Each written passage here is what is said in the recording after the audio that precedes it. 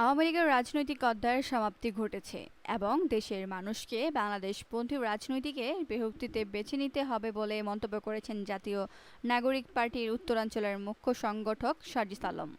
তিনি বলেন, আওয়ামী লীগের দাফন দিল্লিতে হয়ে গেছে, আওয়ামী লীগের পতন হয়েছে। এখন দেশের মানুষকে বাংলাদেশপন্থী রাজনৈতিক শক্তিকে বেছে নিতে হবে।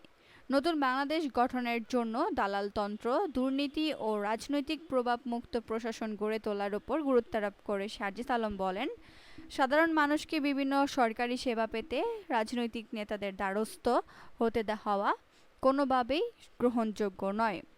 শিক্ষা খাতের সমালোচনা করে তিনি বলেন, শিক্ষার মান উন্নয়নে কার্যকর পদক্ষেপ নিতে হবে।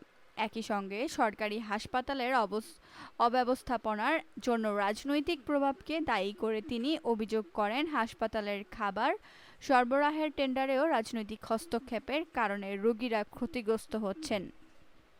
শিক্ষা প্রতিষ্ঠানের পরিচালনা কমিটি নিয়েও প্রশ্ন তুলে তিনি বলেন, স্কুল, কলেজ ও মাদ্রাসার ম্যানেজিং কমিটিতে যোগ্য ব্যক্তিদের পরিবর্তে অযোগ্যদের দায়িত্ব দেওয়া হয়েছে। সমাজ থেকে মাদক, চাঁদাবাজি, অবৈধ ব্যবসা এবং ক্ষমতার অপব্যবহার দূর করারও আহ্বান জানান তিনি। বিএনপির প্রসঙ্গ টেনে সাজিদ আলম বলেন, কোনো দল শুধু ক্ষমতায় থাকলেই তাদের নেতাকর্মীরা প্রশাসনের ওপর প্রভাব বিস্তার করতে পারেন না।